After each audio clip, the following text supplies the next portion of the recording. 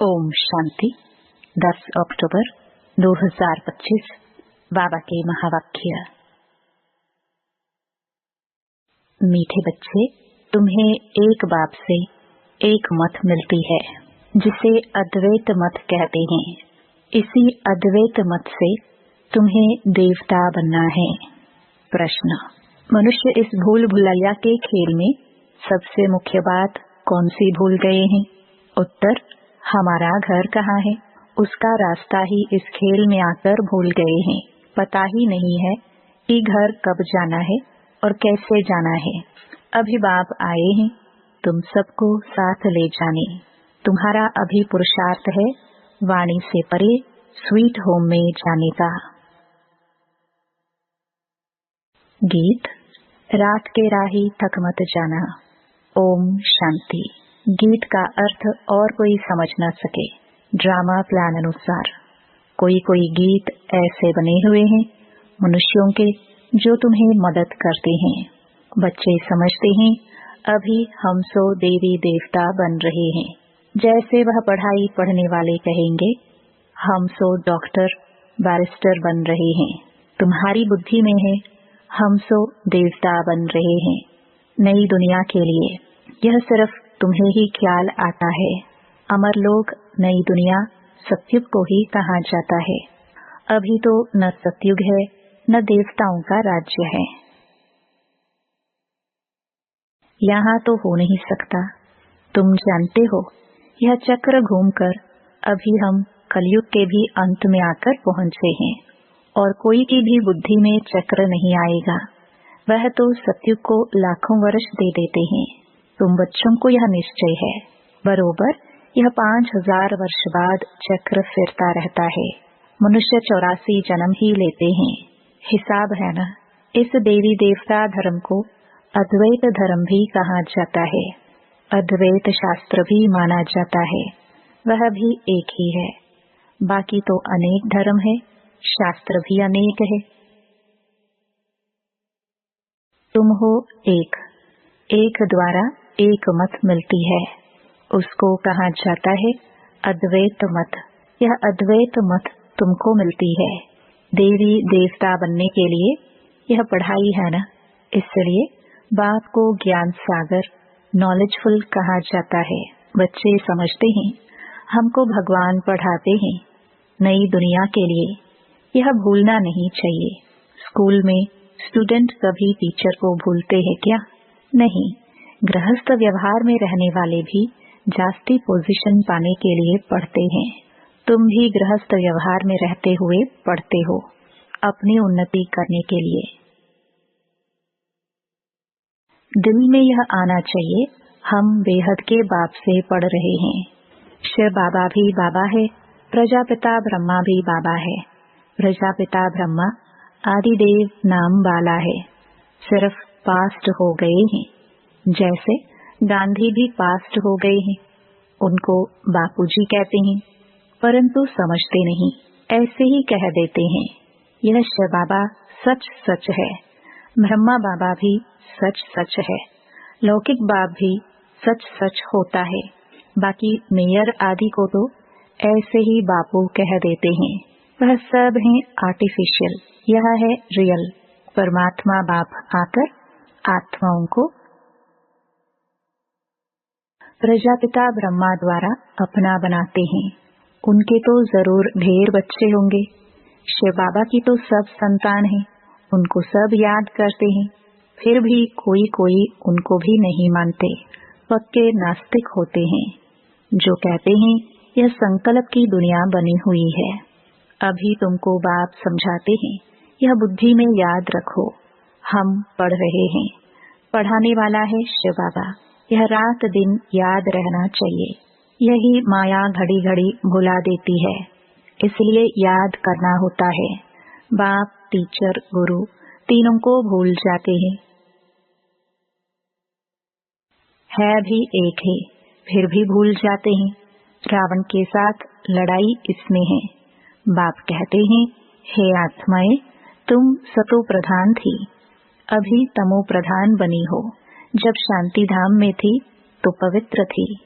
Purity के बिगड़ कोई आत्मा ऊपर में रह नहीं सकती, इसलिए सब आत्माएं पतित पावन बाप को बुलाती रहती हैं। जब सभी पतित तमो प्रधान बन जाते हैं, तब बाप आकर कहते हैं, मैं तुमको सतो प्रधान बनाता हूँ। तुम जब शांति धाम में थे तो वहाँ सब पवित्र थे, अपवित्र आत्मा वहाँ कोई रह न सके। सबको सजाए भोग कर पवित्र जरूर बनना है। पवित्र बनने बगैर कोई वापस जा न सके। भल कोई कह देते हैं, ब्रह्म में लीन हुआ, फलाना ज्योति ज्योत समाया। ये सब है भक्ति मार्ग की अनेक मतें। तुम्हारी यह है अद्वैत मत। मनुष्य से देवता तो एक बाप ही बन सकते हैं। कल्प कल्प बाप आते हैं पढ़ाने। उनकी एक्ट हूबहू कल्प पहले मुआफिक ही चलती है। यह अनादि बना बनाया ड्रामा है ना। सृष्टि चक्र फिरता रहता है। सतयुग त्रेता द्वापर कलयुग, फिर है यह संगम युग। मुख्य धर्म भी यह है डीटीज्म, इस्लामिज्म, बुद्धिज्म, क्रिश्चियनिज्म, अर्थात जिसमें राजाई चलती है। ब्राह्मणों की राजाई नहीं है, न कौरवों की राजाई है। अभी तुम बच्चों को घड़ी घड़ी याद करना है बेहद के बाप को। तुम ब्राह्मणों को भी समझा सकते हो। बाबा ने बहुत बार समझाया है। पहले पहले ब्राह्मण चोटी है, ब्रह्मा की वंशावली पहले पहले तुम हो, यह तुम जानते हो। फिर भक्ति मार्ग में हम ही पूज्य से पुजारी बन जाते हैं। फिर अभी हम पूज्य बन रहे हैं। वह ब्राह्मण गृहस्थी होते हैं, न कि सन्यासी। सन्यासी हठयोगी हैं। घर बार छोड़ना हठ है ना। हठयोगी भी अनेक प्रकार के योग सिखाते हैं। जयपुर में हठयोगियों का भी म्यूजियम है।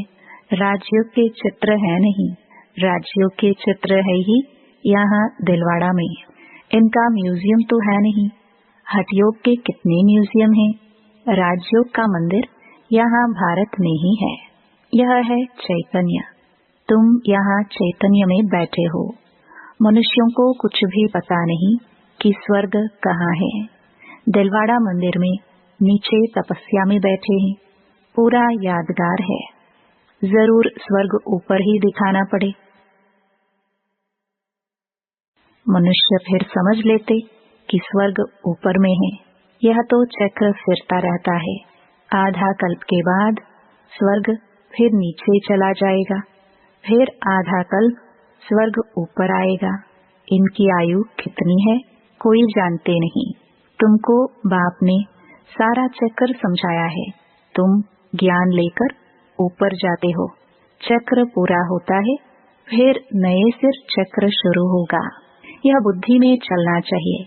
जैसे वह नॉलेज पढ़ते हैं तो बुद्धि में किताब आदि सब याद रहते हैं ना। ये भी पढ़ाई है। ये भरपूर रहना चाहिए, भूलना नहीं चाहिए। ये पढ़ाई बूढ़े जवान बच्चे आदि सबको हक है पढ़ने का। सिर्फ अलफ को जानना है। अलफ को जान लिया तो बाप की प्रॉपर्टी भी बुद्धि में आ जाएगी। जानवर को भी बच्चे आदि सब बुद्धि में रहते हैं। जंगल में जाएंगे तो भी घर और बछड़े याद आते रहेंगे। आपे ही ढूंढ कर आ जाते हैं।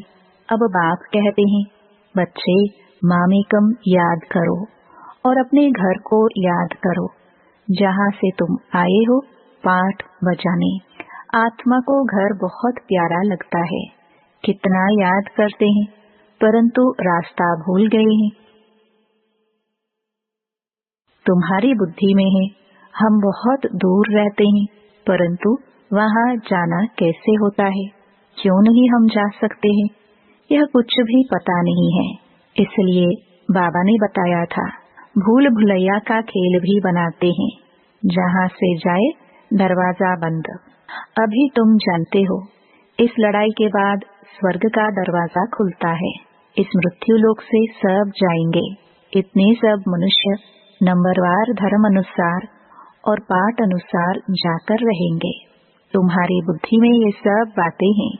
मनुष्य ब्रह्म तत्व में जाने के लिए कितना माथा मारते हैं। वाणी से परे जाना है।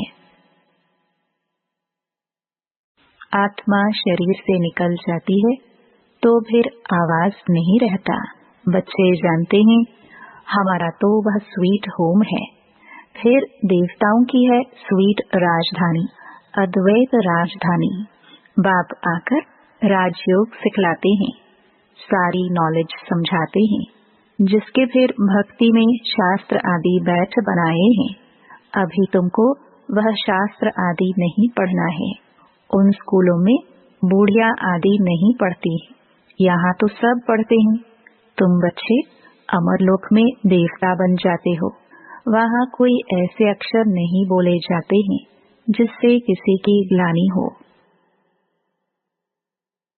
अभी तुम जानते हो स्वर्ग पास्ट हो गया है, उनकी महिमा है। कितने मंदिर बनाते हैं, उनसे पूछो कि लक्ष्मी नारायण कब होकर गए हैं, कुछ भी पता नहीं है। अभी तुम जानते हो हमको अपने घर जाना है। बच्चों को समझाया है ओम का अर्थ अलग है और सोहम का अर्थ अलग है। उन्होंने फिर ओम सोहम सो का अर्थ एक कर दिया है। तुम आत्मा शांति धाम में रहने वाली हो, फिर आती हो पाठ बजाने। देवता क्षत्रिय वैश्य शूद्र बनते हैं। ओम अर्थात हम आत्मा। कितना फर्क है। वह फिर दोनों को एक कर देते हैं। यह बुद्धि से समझने की बातें हैं। कोई पूरी रीति समझते नहीं है तो फिर झुटका खाते रहते हैं। कमाई में कभी झुटका नहीं खाते हैं। वह कमाई तो है अल्प काल के लिए, यह तो आधा कल्प के लिए है। परंतु बुद्धि और तरफ भटकती है तो फिर थक जाते हैं। उबासी देते रहते हैं। तुमको आंखें बंद करके नहीं बैठना चाहिए। तुम तो जानते हो आत्मा अविनाशी है, शरीर विनाशी है। कलयुगी नरकवासी मनुष्यों को देखने और तुम्हारे देखने में भी रात दिन का फर्क हो जाता है। हम आत्मा बाप द्वारा पढ़ते हैं, यह कोई को पता नहीं। ज्ञान सागर परमपिता परमात्मा आकर पढ़ाते हैं। हम आत्मा सुन रही हैं। अपने को आत्मा समझ बाप को याद करने से विकर्म विनाश होंगे। तुम्हारी बुद्धि ऊपर चली जाएगी। शिव बाबा हमको नॉलेज सुना रहे हैं। इसमें बहुत रिफाइन बुद्धि चाहिए। रिफाइन बुद्धि करने के लिए बाप युक्ति बताते हैं। अपने को आत्मा समझने से बाप जरूर याद आएगा। अपने को आत्मा समझते ही इसलिए है कि बाप याद पड़े। संबंध रहे जो सारा कल्प टूटा है। वहाँ तो है प्रारब्ध, सुख ही सुख, दुख की बात नहीं। उनको हेवन कहते हैं। हेवनली गॉड फादर ही हेवन का मालिक बनाते हैं। ऐसे बाप को भी इतना भूल जाते हैं। बाप आकर बच्चों को एडॉप्ट करते हैं। मारवाड़ी लोग बहुत एडॉप्ट करते हैं तो उनको खुशी होगी ना। मैं साहूकार की गोद में आया हूँ। साहूकार का बच्चा गरीब के पास कभी नहीं जाएगा। यह प्रजापिता ब्रह्मा के बच्चे हैं तो जरूर मुख वंशावली होंगे ना। तुम ब्राह्मण हो मुख वंशावली। वह है कुख वंशावली। इस फर्क को तुम जानते हो। तुम जब समझाओ तब मुख वंशावली बने। यह एडॉप्शन है। स्त्री को समझते हैं मेरी स्त्री। अब स्त्री कुख वंशावली है या मुख वंशावली? स्त्री है ही मुख वंशावली। फिर जब बच्चे होते हैं वह है कुख वंशावली। बाप कहते हैं ये सब है मुख वंशावली।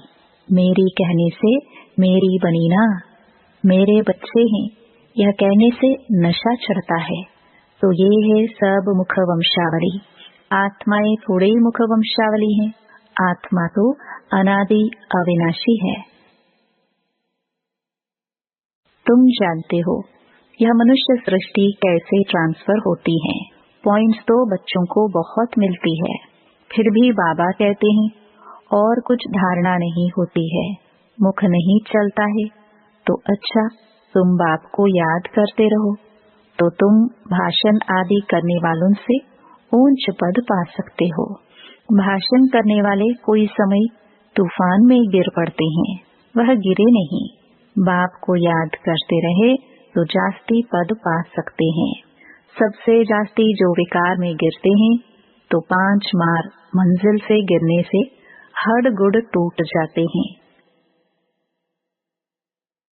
5वीं मंजिल है देह अभिमान, 4थी मंजिल है काम फिर उतरते आओ। बाप कहते हैं काम महाशत्रु है। लिखते भी हैं बाबा हम गिर पड़े। क्रोध के लिए ऐसे नहीं कहेंगे कि हम गिर पड़े। काला मोह करने से बड़ी चोट लगती है, फिर दूसरे को कह न सके कि काम महाशत्रु है। बाबा बार बार समझाते हैं क्रिमिनल आंखों की बहुत संभाल करनी है। सत्युग में नंगन होने की बात ही नहीं, क्रिमिनल आई होती नहीं, सिविल आई हो जाती है। वह है सिविलियन राज्य। इस समय है क्रिमिनल दुनिया। अभी तुम्हारी आत्मा को सिविलाइज मिलती है जो 21 जन्म काम देती है। वहाँ कोई भी क्रिमिनल नहीं बनते। अब मुख्य बात बाप समझाते हैं, बाप को याद करो और 84 के चक्र को याद करो। ये भी वंडर है जो श्री नारायण है, वही अंत में आकर भाग्यशाली रथ बनते हैं। उनमें बाप की प्रवेशता होती है तो भाग्यशाली बनते हैं। ब्रह्मा सो विष्णु, विष्णु सो ब्रह्मा। यह 84 जन्मों की हिस्ट्री बुद्धि में रहनी चाहिए। अच्छा, मीठे मीठे सिखिलदे बच्चों प्रति मात पिता बाप दादा का याद प्यार और गुड मॉर्निंग। रूहानी बाप की रूहानी बच्चों को नमस्ते। धारणा के लिए मुख्य सार। पहला, बाप की याद से बुद्धि को रिफाइन बनाना है। बुद्धि पढ़ाई से सदा भरपूर रहे। बाप और घर सदा याद रखना है और याद दिलाना है। दूसरा, इस अंतिम जन्म में क्रिमिनल आई को समाप्त कर सिविल आई बनानी है। क्रिमिनल आंखों की बड़ी संभाल रखनी है। वरदान, दातापन की स्थिति और समाने की शक्ति द्वारा सदा विघ्न विनाशक समाधान स्वरूप भव। विघ्न विनाशक समाधान स्वरूप बनने का वरदान विशेष 2 बातों के आधार से प्राप्त होता है। एक, सदा स्मृति रहे कि हम दाता के बच्चे हैं, इसलिए मुझे सबको देना है।